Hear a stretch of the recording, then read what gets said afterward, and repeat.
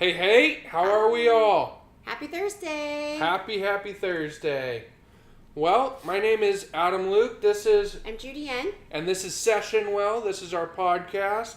Our podcast today is going to be on self-care and burnout. Yep. I don't know about you, because sometimes we feel burnt out, and how do you take care of yourself when you are, and how do you know when you are burnt out?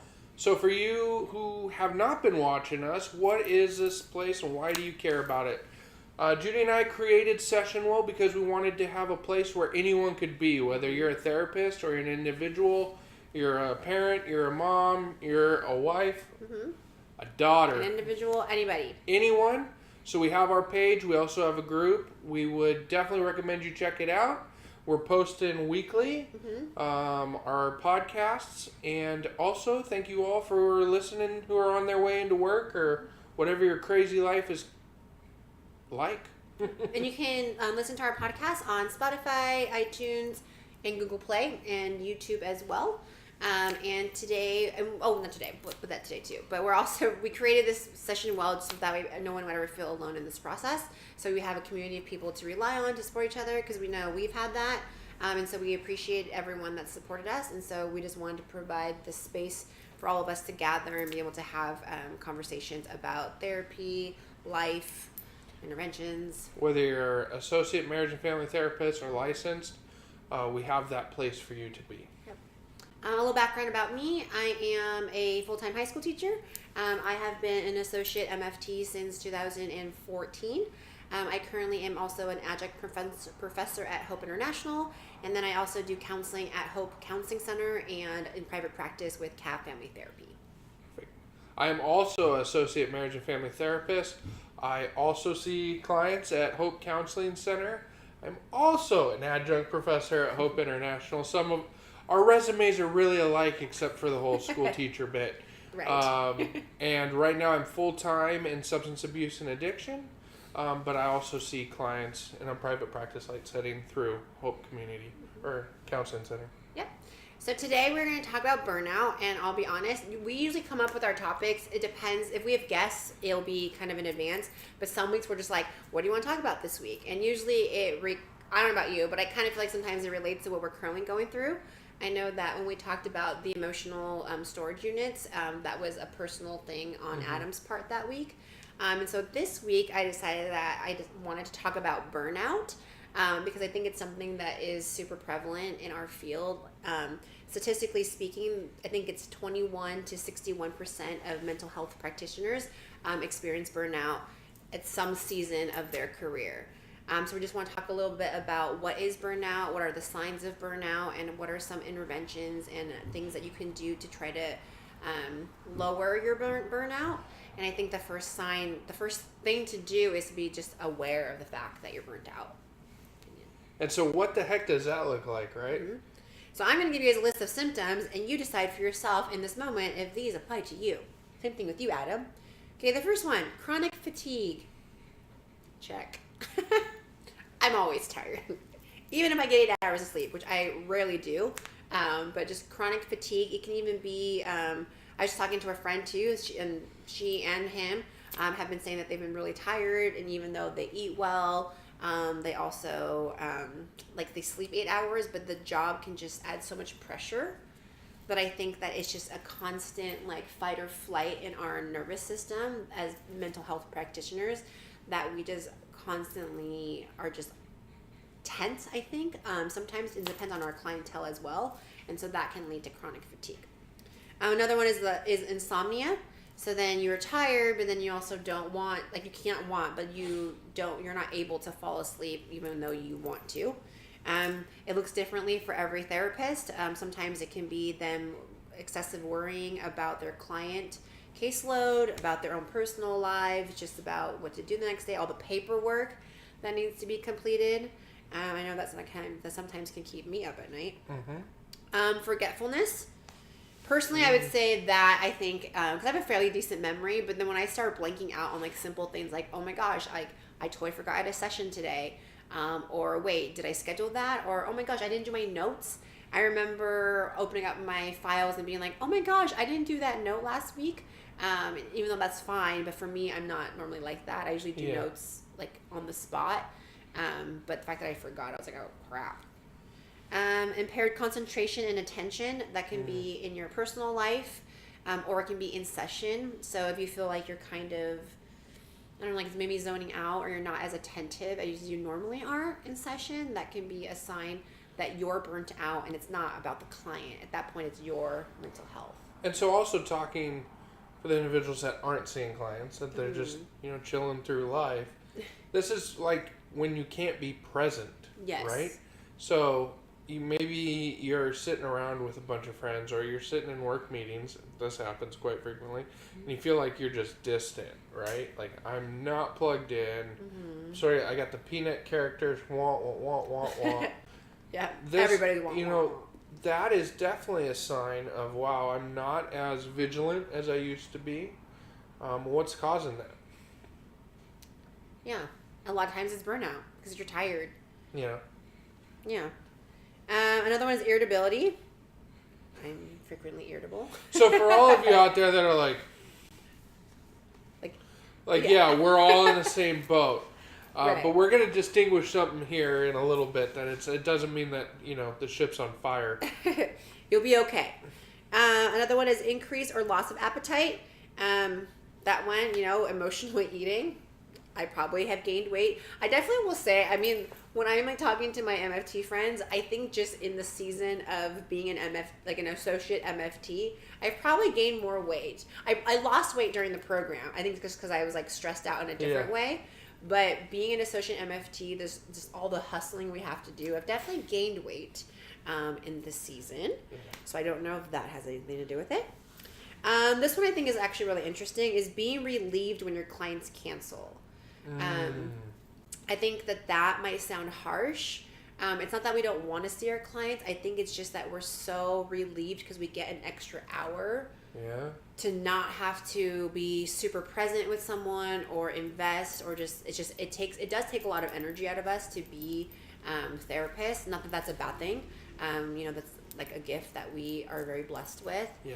But I think that just being like, okay, I get to go home.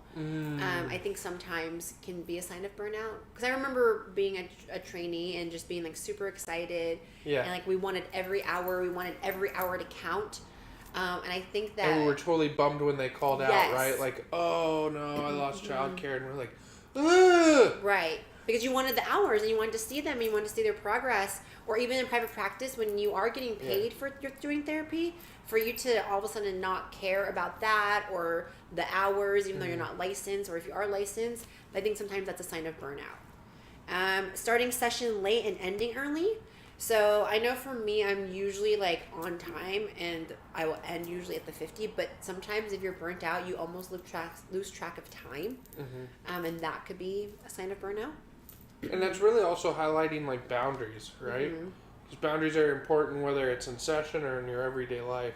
And so when we let those blur, and maybe it doesn't matter if I'm on time so much. Right. Like, what are you really saying to that other person? Whether they're paying to see you or you're going to see a friend. Exactly. I think spacing out during sessions. Again, I don't think that necessarily, I mean, it could be with what the client's bringing in, but I think a lot of it is us. It's our job to be present with them and to be empathetic and to be listening. When you're like, I wonder if there's pumpkin pie at Albertsons. Or I'm running through my grocery list in my head. No! Yes, those are all bad signs. Because imagine if you were in your own therapy and that's what your therapist was thinking about. Well, you were pouring out your soul to them. Exactly. So I think it's our job to make sure to be really mindful of our own mental health as well. Yeah, they're making an investment to be there, not only in their time, but also financially.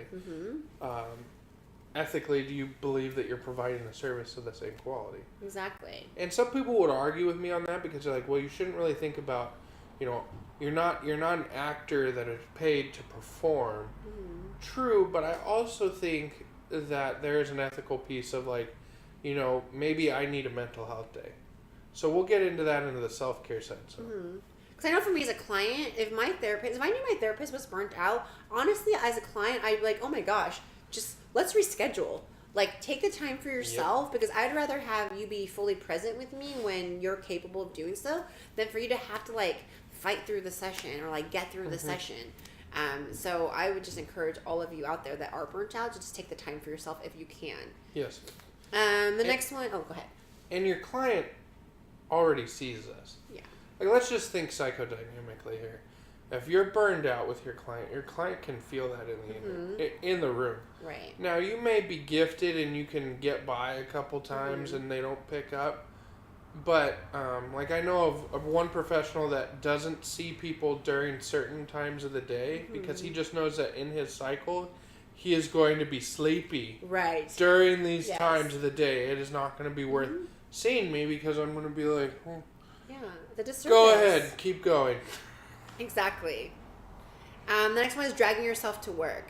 I can't speak for everybody else, but like I love what I do. I love being a teacher, and I love being a professor, and I love being a therapist. And I think and I feel very lucky and very blessed in all those fields. And I will say on the days where I feel like I'm dragging, like I don't want to be here, I want to go home. I think those are signs of burnout on myself. And so I have to be really mindful of taking care of myself so that way I don't feel that way. Yeah. Because I don't hate my job. I've never hated my job. But when I'm like dreading going to work, like that's not about the job at that point. It's about my own self-care. And then the last one is a noticeable decline in empathy. So maybe getting annoyed in session or frustrated or irritable. That never happens. I know. Because we're perfect therapists. Yep. But it's basically your normal empathy level that you usually have for your clients is lacking. I think those are all signs of burnout. So you don't have to have all the signs to basically say I'm burnt out. You can have one or two of them. But you guys know your own bodies better than we do. And the whole point of this is just to be really mindful and attuned to what your body is telling you. Exactly. So that's great. We've given you definitions. We've given you what to look out for. What the heck do I do with that information?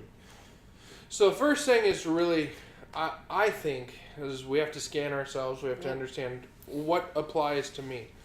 Especially, I laugh when I hear, like, chronic fatigue, right? I feel like I've had chronic fatigue since I was 18.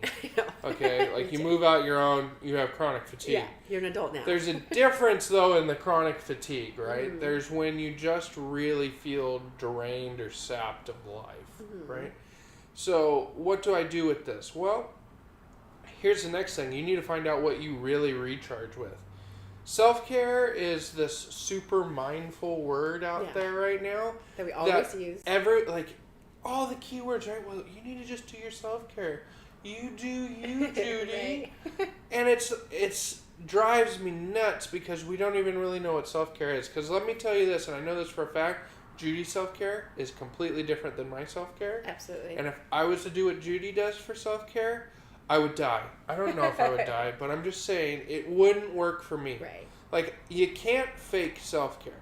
If you're a bookworm and you want to just, like, give me a book, and give me a blanket, let me curl up and read, then do that if that's your self-care. But we get hooked into this thing of, like, well, you need to go out and go party with the girls because that's self-care. That's not self-care for me. Exactly.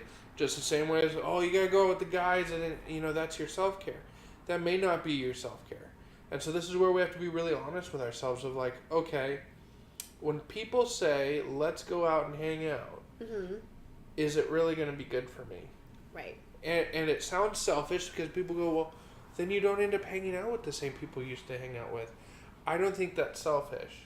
I think it's more selfish if I showed up to something I didn't want to be at, and I'm a total bump on a log. Yeah. Or then you're resentful afterwards of the whole hangout. So perfect example, because now you've spent twice as much energy as you had. You survived the event you didn't want to, and as you're driving home, you're bitching about it the whole way home. Exactly. Because you're like, might as well not have even done this. Or you're just tired, and maybe you had a good time, but you're tired from it. You're not re-energized from it. And so then you end up just being like, okay, well, now I'm more tired now doing my self-care, in quotation marks, versus just not having done it in the first place. So I think the first thing to do for self-care first is figure out what is your self-care. What do you enjoy? What makes you feel relaxed? What makes you feel at ease? What brings you peace? What recharges you. Number 2 on that is that you never have to defend what your self-care is. Exactly. Have boundaries. Because you're going to have people that are like, well, it's not healthy for you to sit at home. It's not healthy for you to blank whatever it is. Or I haven't seen you. You haven't talked to me. Yeah, you need to go be around people. Right.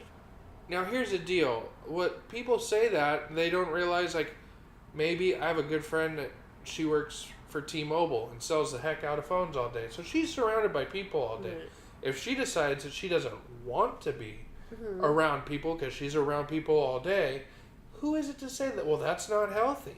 Right. The other thing for therapists at times is sometimes we hit what I call our word quota for the day.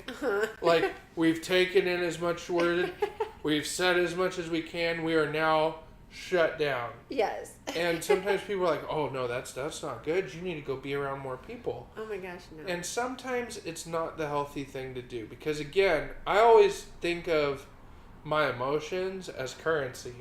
So am I storing up in my bank for a rainy day? Am I storing up for when the oh crap moments hit, those emotional bills? Or am I going to set myself up so that next week I'm going to feel completely out of control? Right. I really appreciate, Judy, what you'd opened up in this podcast a little earlier, and I want to just add a little bit of my side on it, is, being mindful and producing this podcast. We got Freddie, he's a badass, he does all of our videos, does all of our editing. Yep. He's awesome. He makes it easy for us to work as the three amigos and do this. But there is this fact of, like, we have noticed of, okay, what's our topic going to be of the week? The first two, we had them 7 days in advance. We knew what they were going to be. We're excited about it. We're on it. And trust me when I say the reason why we're doing this right now is we still have that high of producing content and putting a resource out that we did not have. But the caveat of that is we picked this burnout self-care because it's kind of the season we're in. Yeah. The season for therapists, especially when we get into the holidays and fall, our need in society rises. Right. We have more individuals that need to see us. Our caseloads tend to pack out more.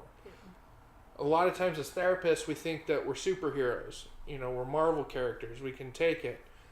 The holidays mean a lot for us as well. We have our own traumas. Yeah. We have our own experiences. Our own family. Our own family.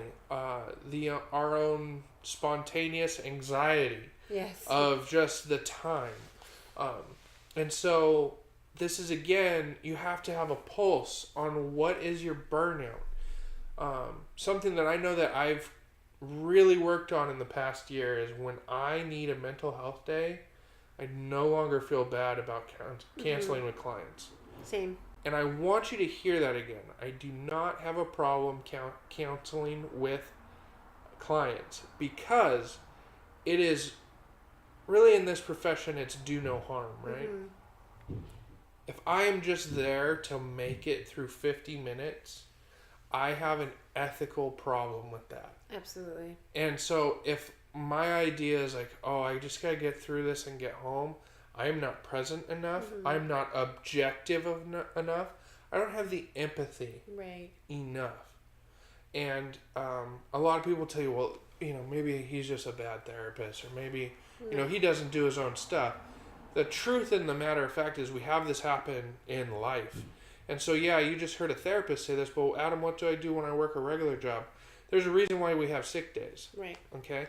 Now, I'm not telling you to abuse your sick days. I'm not telling you, every time you stub your toe, you take a day off of work.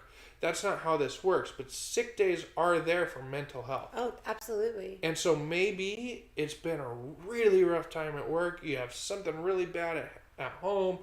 You have need and desire. Just because you're not coughing up blood doesn't mean that you don't deserve mental health day. Because we'll run ourselves into the ground. We won't take the mental health day, but then we'll be sick with the flu for like 9 days. Right. And our clients deserve our full presence. Like that is what they're there for. That is our responsibility to take care of ourselves, and that way we can help take care of them. And I think that taking a mental health day or canceling with your clients is the best. Like, I canceled this week with one of my clients because I caught the cold and I wasn't feeling well, and I had worked all day already teaching, and I just felt emotionally I wasn't going to be able to do it. And so I had to call in sick and reschedule. And I think that that's okay. And then I know my clients are going to be okay. And just rescheduled it for later on this week. And we've been trying to take more of the path also of throwing more family stuff into our podcast. So I also want to say, for moms and dads, you deserve sick days as well. And so this is really as when you work together as a couple, you really need to be able to have the space to turn to your spouse or your significant other and say, hey, I really need 2 hours. I need 2 hours to disappear. Oh, yeah. And, dads out there, I'll grind on you. You need to provide that space. Like, let's be honest. Mom is probably, quote unquote, stuck with the kids all day long and has no space. So it would be nice if she gets 2 hours to herself. The same thing with men, with the fathers out there. Sometimes, again, your roles can be all different, but we need to have that self-care. Because especially when you're talking about lack of empathy, I see it a lot with the parents that I work with. And it's not because they're bad parents. No one wakes up and says, I want to be a bad parent. But you have chronic fatigue. Yep. You're irritable. You're irritable. You're constantly overworked. Come on, they're like miniature terrorists running around your house. Let's just be honest. But we need to have the ability when you're at home to turn to your spouse or significant other and say, hey, I need some time. And it should be a spot in which there's no question. I also preference that because going into our friendships, we need to have friendships where, sure, maybe a month ago I made plans with the boys, but you know what? This week has been a jerk of a week. I don't have like the mental capacity or the time really to do this. It would be better for me if I just stayed home and slept. Right. And we have to be friends that are gracious enough to provide that to our friends as well. Like, dude, do what you got to do and not take offense. But everything's on our sleeves nowadays. Right. That obviously this is a slight against me. And I really want you to search yourself. Well, if you feel that way about someone else sticking up for their own boundaries, do you have any boundaries for yourself? Right. So our number 2 thing for helping with burnout is knowing your boundaries.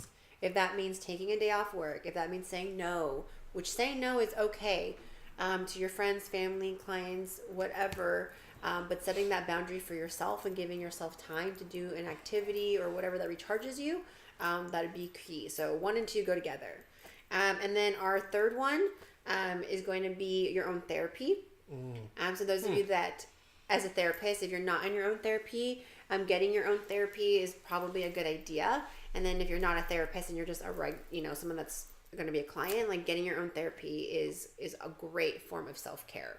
So I want you to hear that again. Judy and I both have our own therapists. Shout out to my therapist, which I'm staying in like a couple weeks, so cannot wait for that.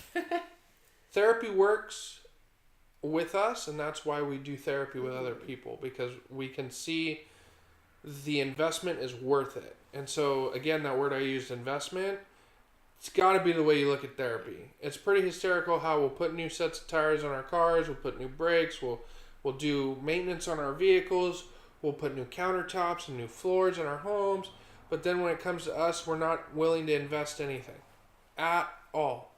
And then we think that we're going to be able to make it. We are no different than anything else on this planet. And that's, weather, time, and the sun kill all things.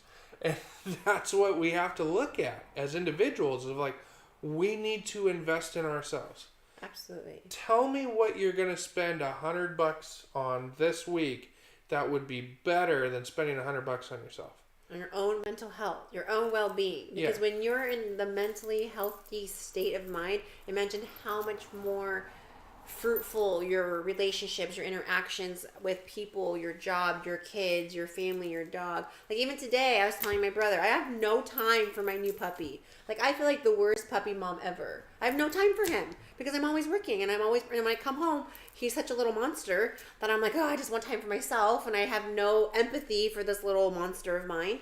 But really, I love him. I wish I had more energy and I wasn't so burnt out already. So that way I can love on him, love on my friends, love on my family and my partner and all of those things. So go ahead. Because therapy does give you more time. Yeah. And it actually, believe it or not, secret is, it gives you more energy. It does. Because you cannot run through life with like 9 layers of coats and not be baking and dying. Therapy, for me, I get to go in and I get to take the coats off. Yeah. And I don't just shove them in a closet to be dealt with. I get to go, okay, this is what happened, but I don't need this. I make deliberate actions in what I'm going to carry with myself into the next week. That coat is out of style, so we don't need it anymore. Exactly. And then you keep removing them. And then you come out of therapy feeling kind of a little bit more brand new and re-energized.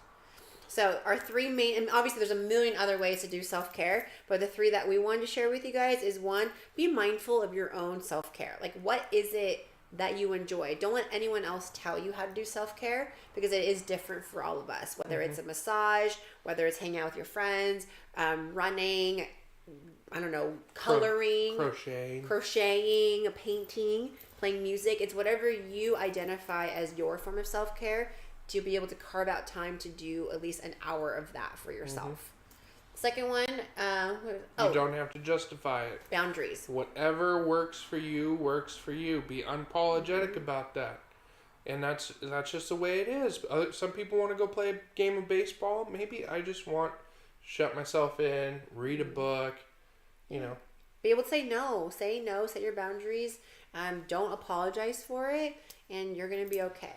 And then the third one is just to be in your own therapy, or have, a support system. Yeah, I was going to throw the number 4 out. If you can't get into therapy, there is just a teeny little caveat: have a good support system. And so that again is friends that understand when, hey, it's been a hellish day, not going to be able to hang out, or let's hang out and we're going to do things that are going to be mutually beneficial and joyful for all of us.